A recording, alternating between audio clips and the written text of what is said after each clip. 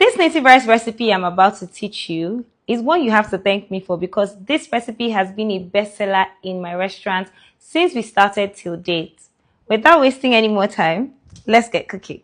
The first thing we're going to do is cook the meat, and for that I'm going to do a blended pepper mix. Please make sure that when you're recreating this recipe, you do it exactly like I'm showing you. First thing we're going to go into the blender with is a habanero pepper. Now, your spice tolerance determines how much pepper you are going to use. And for this process, I recommend that you smoothly blend the peppers. Next, we are going to go in with some garlic. Now, the garlic is optional, but I recommend that you use it. And then we are going to add in onions. Remember that I've told you before that onions adds a sweetness to anything that you use it to cook. So do not be shy with the onions, okay? For some water. It's a little bit of scent leaves. So some people call this efirin. So it's almost like, I haven't shown you guys how to make pepper soup yet, but it's almost like you're making the base for pepper soup. I mean, with the exception of a few things that are not here. So that goes in, and then we blend.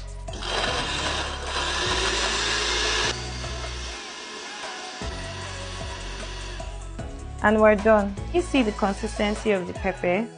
This is how smooth you want it to be. And somebody probably wants to ask me, why does it have to be that smooth? The reason why is because I don't want to have to strain the stock that I'm using for the rice, and this is what is going to make up that stock. So I would much rather it is a smooth blend. If you don't have a blender that can do this for you, and you maybe just have mortar and pestle, what you can do is use it. Then in the process of using the stock, you're going to strain the stock so that the particles and the seeds don't get in, and it's just the clear water. Now that we have our pepper mix, we're going to cook the protein, or at least one of the proteins.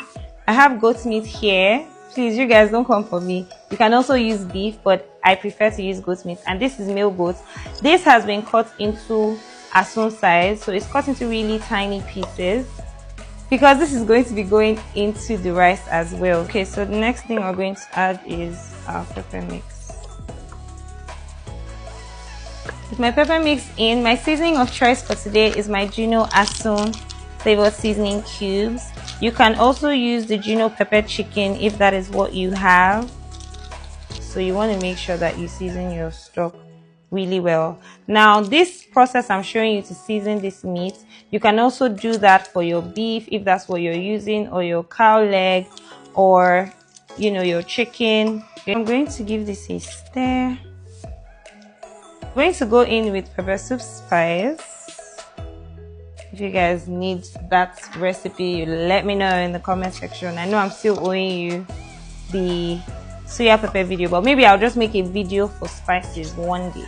Okay, then I'm going to cover the pot and I will allow this to steam, and before I add water in it. And that's because I want a very concentrated flavor, goat flavor in the stock. I know somebody probably wants to ask, but when you were doing the water leaf soup, you didn't do that. The reason why is because unlike this, I'm not going to allow this to reduce. I'm going to actually be adding water into it, because I'm going to use the stock from here to make the rice. So that is why I'm steaming this first. Okay, so it's been a few minutes, and as you can see, our goat meat has steamed nicely. So whatever water was here is already out of it, and what we just have is a bit of the stock and the pepper mix, right? So we're going to be adding the water. So now with this water in, we're just going to boil this until the meat is perfectly cooked, and whatever is left is what is going to be our stock. Okay, so our meat has been cooking for over 20 minutes, and this is it. So this becomes our stock. Now that our meat is cooked, we're going to prep the rice. Please, I'm begging you, when you're recreating this recipe, please just do every single thing I am showing you exactly how I'm showing you to do it, and you will come back to thank me. I'm going to start with some butter. Butter inside native rice. Yes, Hildebasi said so. Try it first. Just melt it. Please, when you put the butter in the pan, don't leave it. Keep stirring it. If not, it's going to turn brown. And I am not trying to get brown butter. We're now going to be adding in onions. Just a tiny dash of our pepper mix, seasoning. Then next goes in your washed rice. So I'm using basmati rice, and this rice hasn't been parboiled. So your washed raw rice. If you're using your regular rice, you don't have to parboil it, just wash it, okay? And then you're going to keep stirring. What you want to do is you want to toast the rice, and while you're toasting it, you're also going to build on more flavors. So I'm going to add in my pepper soup spice. Then the next thing we're going to go in with is some crayfish. Please, you don't need to bastardize the rice with crayfish. A little goes a long way, especially when you're doing it like this. So you're going to toast the rice with the crayfish and the pepper soup spice in it. Next thing that is going to go in is some curry leaf. Now this is optional, but again, please, if you're recreating this and you want to get the full effect, do exactly what I'm showing you. Meat stock.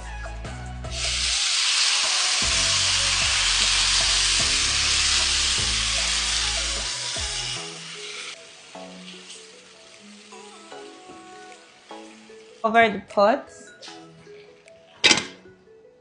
and allow this to cook on medium heat until the rice is perfectly cooked. You don't want this rice to be soggy, please, so you want to be very careful with the water level. I'm using basmati rice, so it cooks more with steam than it does with water, so you just want to be patient with it. Allow it to cook on medium heat till your rice is ready, and then we'll proceed to the next step.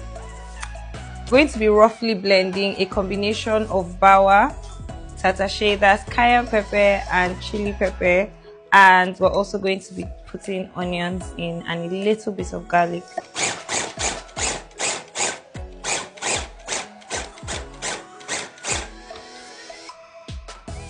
Yes.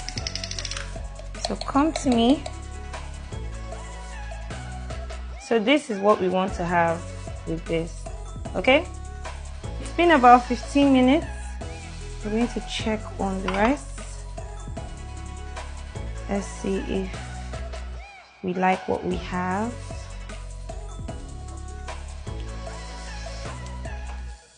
For another 5 minutes, and I can categorically say that my rice is ready. Can you see how fluffy it is? Because I allowed it to cook with the steam and not too much water.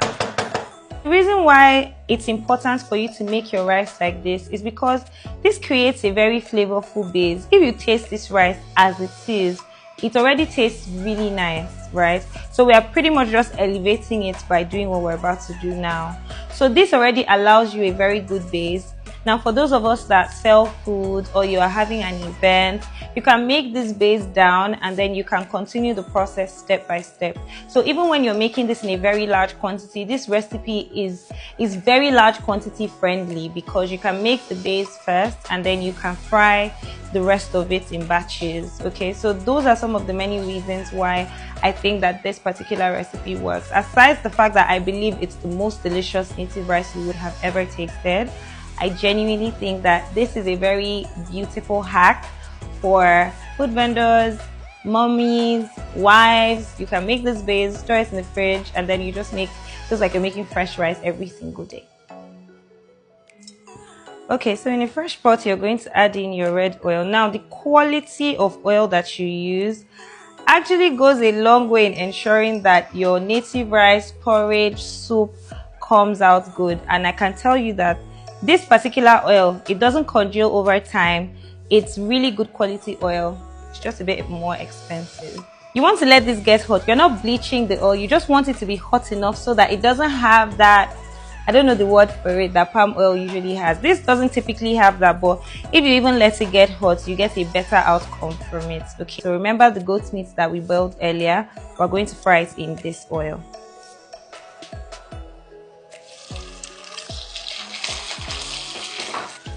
So you can see that my goat meat is nicely fried. I'm going to go in with my shrimps. Now the interruptions that I'm using are optional. If you have just one or two, that's fine. Both meats are well fried. Remember that our pepper mix with the garlic, onions, tatashe and bawa. We're going to now go in with that. I'm going to give this a good mix. So we're going to go in with our Gino Asun flavored seasoning cubes. Before you season this mix, make sure that you taste the rice. So if your rice already has enough seasoning, you want to be very gentle with the seasoning that you're going to go in here with. If not, when you combine both together, your rice is going to come out too seasoned, like salty. And because you don't want that, make sure that you taste this, because the taste of the rice is now going to inform what you are going to be seasoning in here. I'll wash my hands and come back. I also have some more interruptions. I have some cooked snails that has been fried, and I have some shaki that has been fried as well. So I'm going to add that. Remember that I stressed to you that interruptions are optional, okay? It's what you have, what you can afford. That is what you should put in here. Please, when you're frying this pepper, make sure that it is well fried. Make sure that, you know, like all the liquid in it comes out, because if not, what happens is that your food is going to be susceptible to spoiling quickly. So it reduces the shelf life of your food, because when pepper is not fully fried, it is still raw, and raw pepper actually spoils very fast. If you put blended pepper here and go and come back in the evening, it's going to have started smelling funny. So because you don't want that to be the case with your native rice, make sure that you fry the pepper well. So if you're not, when in doubt, taste it. Taste it to be sure that it tastes like, you know, fully made sauce. That is what you want, okay?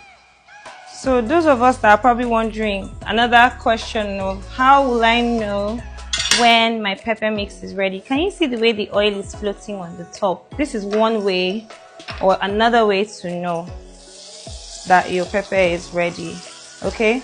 So now there's no moisture, there's no water, it's just sauce and then your oil.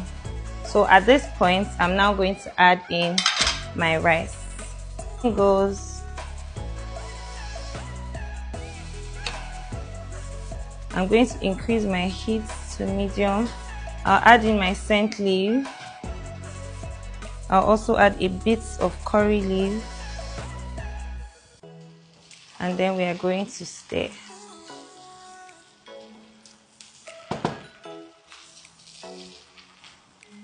Watch that color transform into something absolutely beautiful. So you just want to keep on mixing and frying.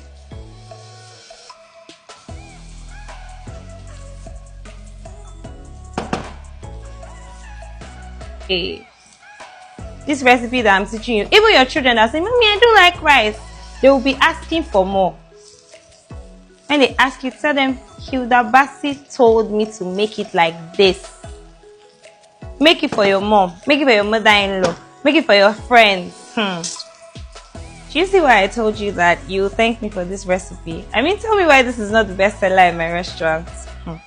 Anyways, this is the finished look, and if you want, you can actually garnish this. You can also use Iru, that's locust beans, in this recipe, but something to note is Iru can actually make it go bad quickly. So if you don't have access to electricity, I'd recommend you skip that, okay?